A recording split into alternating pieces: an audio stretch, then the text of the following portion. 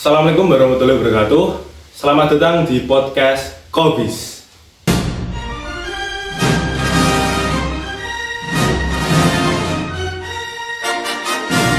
Saya Devan dan hari ini saya akan membahas topik yang menarik, yaitu budaya digital yang semakin berkembang di masyarakat kita. Nah, di sini sudah ada dua narasumber yang saya undang, yaitu Mas Hamka dan Mbak Akira. Nah, selamat datang Mas Hamka dan selamat datang Mbak Akira. Ya, terima kasih Mas Devan. Senang sekali bisa bergabung pada hari ini. Terima kasih Mas Devan atas undangannya untuk kita.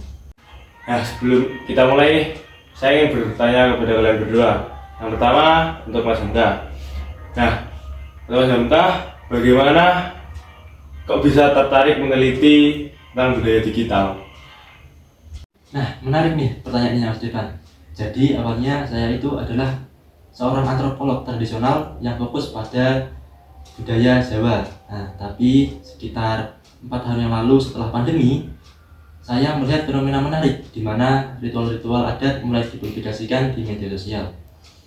Nah, dari situ saya mulai mendalami bagaimana teknologi digital mengubah cara masyarakat kita berinteraksi dengan tradisi. Gitu. Wah, menarik juga nih cerita dari Mas Hamka. Nah, untuk Mbak Akira, bagaimana perjalanan dari awal menjadi konten kreator hingga sekarang? Nah, jadi gini Mas Devan, saya mulai sebagai blogger di tahun 2015, menulis tentang teknologi dan gaya hidup. Seiring berkembangnya platform digital, saya ikut beradaptasi. Yang menarik, konten edukatif tentang digital lifestyle ternyata sangat diminati. Ini yang mendorong saya untuk lebih serius meneliti perilaku penggunaan media sosial. Wah, ternyata cerita dari Mbak Akira juga tidak kalah menarik dari cerita Mas Hamka. Baik, langsung saja kita mulai ke topik utama.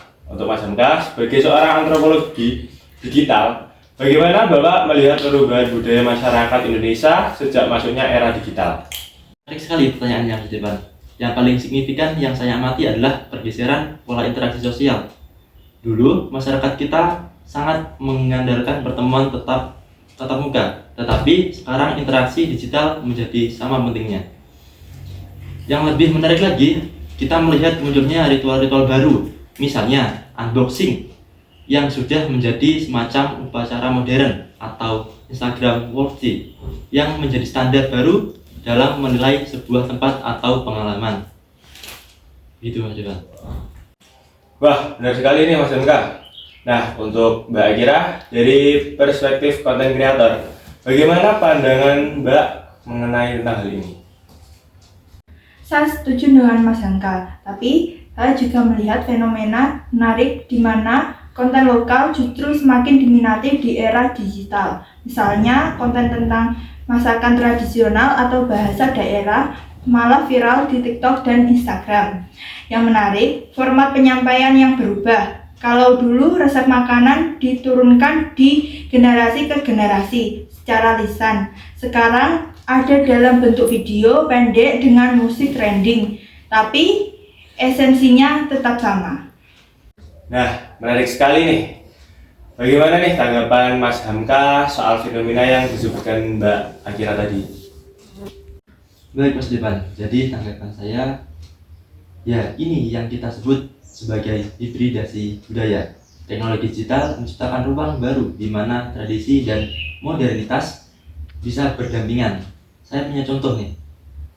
Contoh yang menarik dari penelitian terakhir saya. Ada komunitas membatik di Solo yang mulai menggunakan Pinterest sebagai untuk inspirasi motif kontemporer mereka, tapi tetap mempertahankan teknik tradisional. Ini bentuk adaptasi yang cerdas. Seperti itu, Mas Devan. Baik, berbicara soal adaptasi, bagaimana pandangan kalian tentang digital next first atau generasi yang lahir di era digital? Ini topik yang sangat dekat dengan saya, karena banyak follower saya adalah digital natives. Mereka punya cara berbeda dalam memproses informasi. Mereka lebih visual, multitasking, dan terbiasa dengan informasi yang cepat. Tetapi ini juga kadang jadi masalah.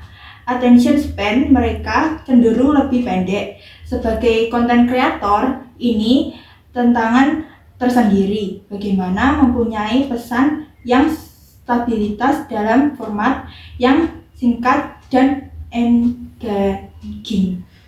Nah, saya juga ingin menambahkan nih dari pendapat Mbak Akira. Jadi, digital networks ini juga membawa perubahan dalam hierarki sosial tradisional di beberapa keluarga yang saya teliti. Ada anak muda justru menjadi guru bagi orang tua mereka dalam hal teknologi. Ini mengubah dinamika power relation yang sudah ada sejak lama. Oke, bicara soal dampak negatif, bagaimana dengan fenomena FOMO atau Fear of Missing Out dan kecanduan media sosial? Ini masalah serius yang sering saya bahas di platform saya. FOMO bisa memicu anxiety dan masalah mental lainnya. Saya sendiri menerapkan digital sunset. Berhenti menggunakan platform 2 jam sebelum tidur. Yang penting kita perlu membangun kesederhanaan bahwa apa yang kita lihat di media sosial bukan selalu realita.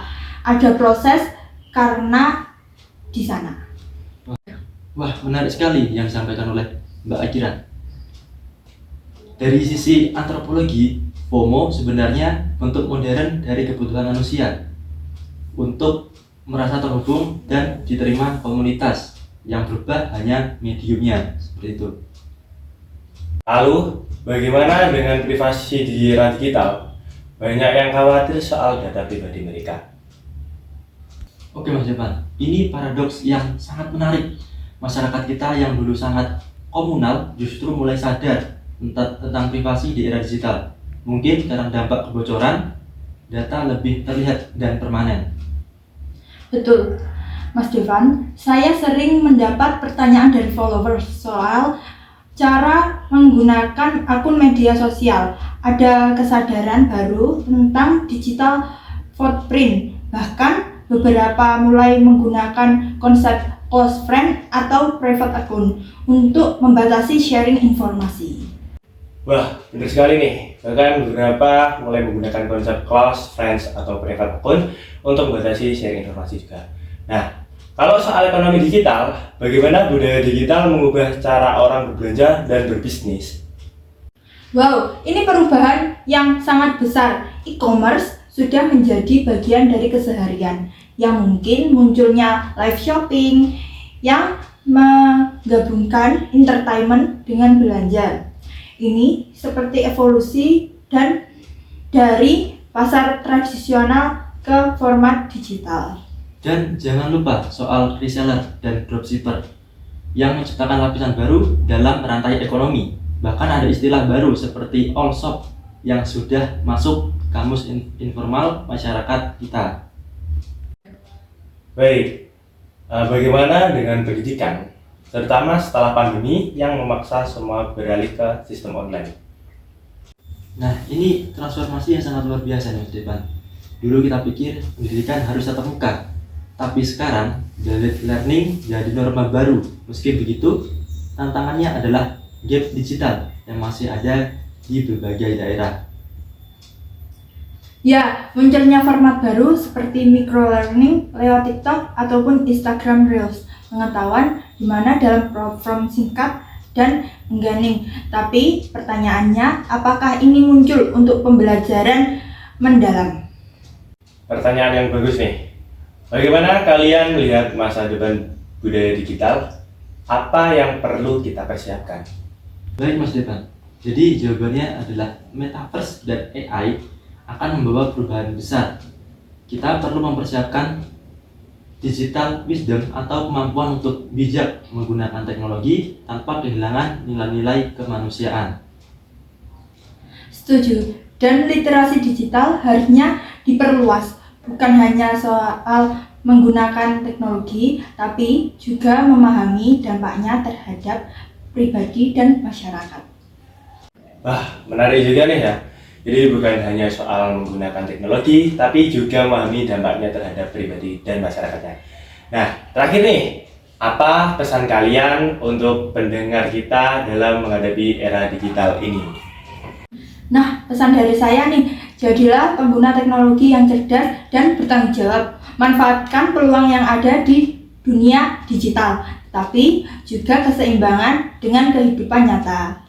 Dan yang penting, jangan lupa bahwa teknologi hanyalah alat. Yang menentukan dampak positif atau negatif adalah bagaimana kita menggunakannya. Pertahankan nilai-nilai kemanusiaan dalam berinteraksi di dunia digital. Baik, itu tadi adalah pesan-pesan dari kedua narasumber kita, dari Mas Hamka dan Mbak Akira. Terima kasih banyak untuk Mas Hamka dan Mbak Akira atas diskusi yang sangat menarik ini.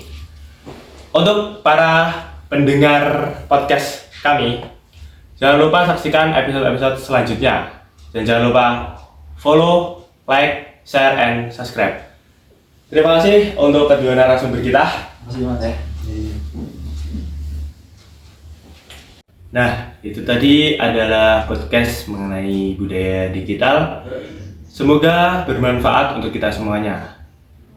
Sekian dari saya Devan Trinanda, pamit undur diri. Assalamualaikum warahmatullahi wabarakatuh.